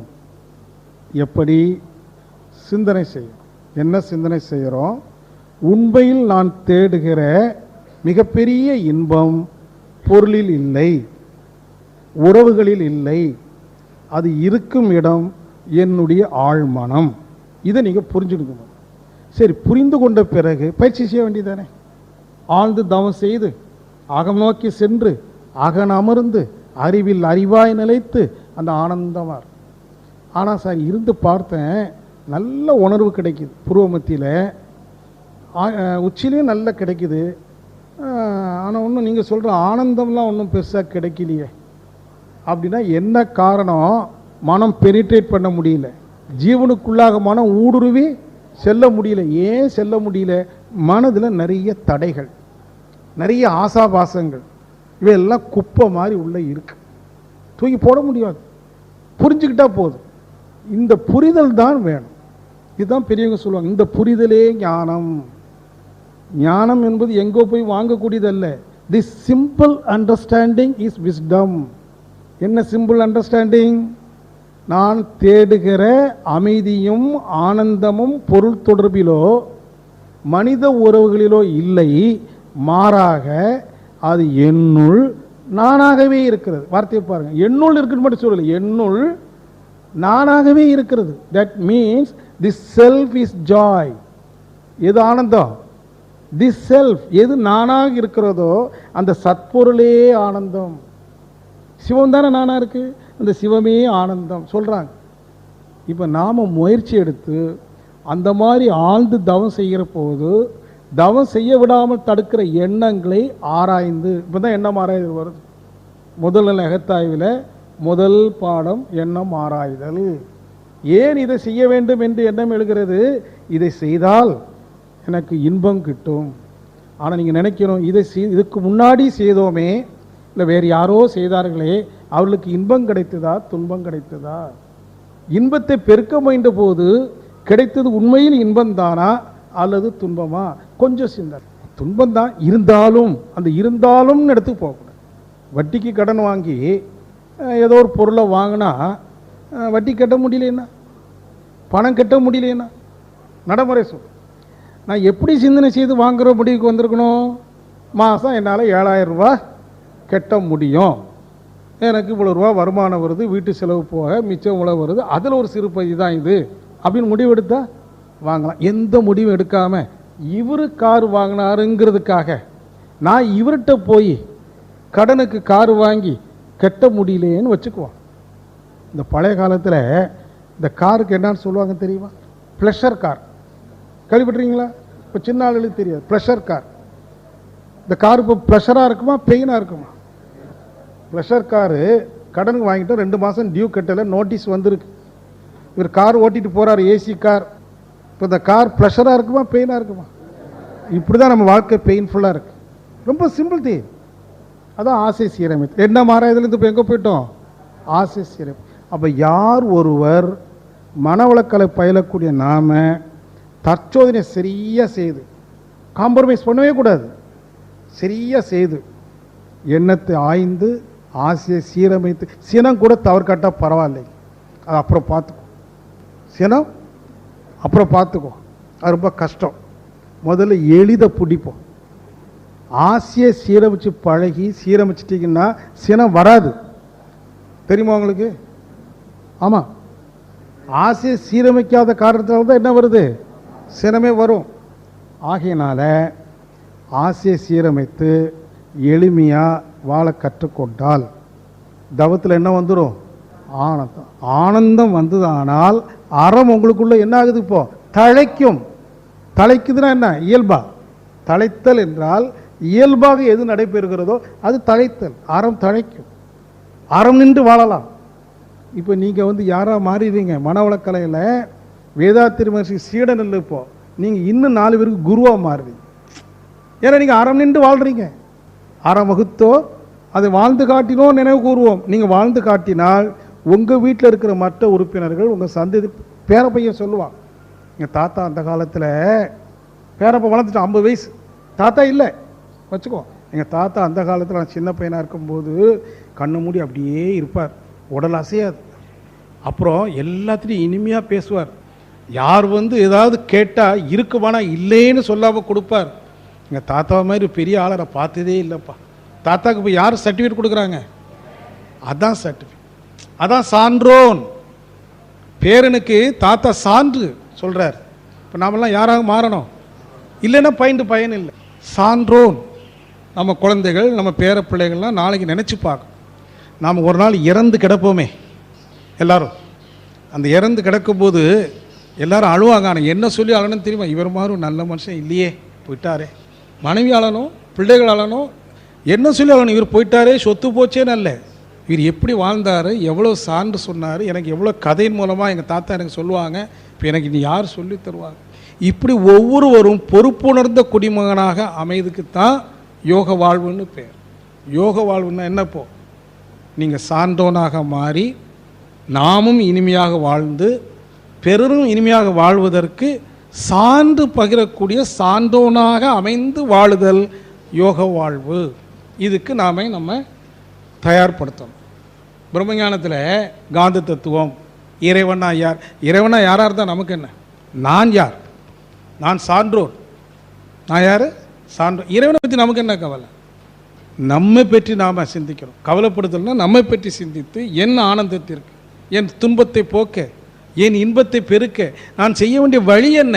சுய சிந்தனை, சுயத்தை பற்றி சிந்தனை. சுய சிந்தனைன்னா சுயத்தை பற்றி சிந்தனை. அந்த சுய சிந்தனையில் முடிவில் இறைவனை பற்றி வரும், அது ரெண்டாவது பார்ப்போம். ஸோ முதல் படி நம்ம வாழ்க்கையில் நல்ல தவம் செய்யணும், தற்சோதனை செய்யணும். நடைமுறை வாழ்க்கையில் முடியாது என்று சொல்லாமல் முடியும் என்று சொல்லி அது செய்து வந்தால் 1 வருஷம் ஆகலாம். ஏன்னா பழக்கம் நம்மகிட்ட நீண்ட நாள் இருக்குது, கொஞ்சம் கஷ்டம். 2 வருஷம் ஆகட்டும், 3 வருஷம், 10 வருஷம் ஆகட்டுமே. ஒரு பிஏ டிகிரி வாங்குறதுக்கு எத்தனை வருஷம் படிக்கணும்? 17 வருஷம் படிக்கணும். 3 வருஷம் எல்கேஜி யூகேஜி +2 சரிதானே? இதுதான் பிஏ டிகிரி. 17 ஆண்டு. நான் சொல்கிறது ஆன்மீக கல்வி 10 வருஷம் ஆகட்டும். இந்த மனம் தூய்மையாகி போச்சு. நம்ம மனசு சொல்லுது, இந்த மனம் தூய்மையாகி போச்சு, ஆனந்தமாக இருக்குது, எங்கேயுமே தவறு இல்லை, யாரிடமும் குறை இல்லை, வெறுப்பதற்கோ வெதுப்பதற்கோ ஒன்றும் இல்லை அப்படின்னு இந்த மனம் சொன்னால் அது 10 வருஷம் போதுமா? 10 வருஷத்தில் முடித்தா நாமெல்லாம் யார்? பாக்கியவான்கள். உண்டா இல்லையா? 10 வருஷமானு கேட்காதீங்க, 10 வருஷம். அந்த 17 வருஷத்தோடு ஒப்பிட்டு பாரு. 10 வருஷம் கூட தேவையில்லைங்க. நிச்சயம் இன்னைக்கு நைட்டில் தூங்காதீங்க. இன்னைக்கு நைட்டில் படுத்துட்டு உங்களுக்கு உள்ளே போங்க. உங்களுக்கு உள் என்பது மிக தொலைவா மிக அருகாமையா? இட் இஸ் அதான் ஜீசஸ் சொல்றார், பரலோக ராஜ்யம் சமீபத்தில் இருக்குது. It is very near to you. மனம் திரும்புங்கள். நீ எங்கேயும் போகணும் கூட சொல்லு, ஜஸ்ட் மனம் திரும்பி பாரு, உனக்கு அருகாமையில் இருக்குது. நமக்கு அருகாமையில் இருக்குது நம்ம மனசு. இறை ஆட்சி பரலோக ராஜ்யம் மிக அருகாமையில். அப்போ எங்கேயும் போக வேண்டியதில்லை, நீ நைட்டு கூட தேவையில்லை. இப்போ just this moment it is possible. எப்போ கொஞ்சம் உங்கள் மனசை திரும்பி பாருங்க, என்ன இருக்கு, அமைதி இருக்கா இல்லையான்னு பாருங்க. எல்லாத்தையும் விட்டுட்டு ஜஸ்ட் மனம் திரும்புங்கள். மனம் வெளியில் போனால் தான் எண்ணம், உள்ளே போனால் எண்ணம் கடந்து வரும். அப்படி பார்க்க முடியுமான முடியும். ஆனால் அதை உறுதியாக வைத்துக்கொண்டு விழிப்பு நிலையோடு நாளை காலையில் எழும்போது, ஏன்னா இரவு தூங்கும்போது தூங்கலை, நான் சொன்னது மாதிரி உங்கள் மனசையே பார்த்தீங்க, உங்களை அறியாமே தூங்கிட்டீங்க. ஆனால் மனசை பார்த்துட்டே தூங்குனீங்களா இல்லையா? எழும்போது மனதை பார்த்து கொண்டே எழுவீங்க. அதான் விழிப்பு நிலை, அவேர்னஸ். இந்த அவேர்னஸை தக்க வைத்து கொண்டால் ஒன்றுமே இல்லை, உடலில் நோயே இல்லை. உள்ளே இருக்கிற ஆனந்தம் வெளிப்பட்டுக்கிட்டு இருக்கு. உண்மையிலேயே தான் வலி தெரியல, சரிதானே? அப்போது நீங்கள் என்று உங்கள் மையத்தை அடைகிறீர்களோ அன்றிலிருந்து அந்த க்ஷணத்திலிருந்து துன்பம் என்பது இல்லை, ஆனந்தம் மட்டுமே. இதை நீங்கள் நல்லா திருப்பி திருப்பி சிந்தித்து புரிஞ்சுக்கிட்டா தான் மனவளக்கலையில் நகர முடியும்.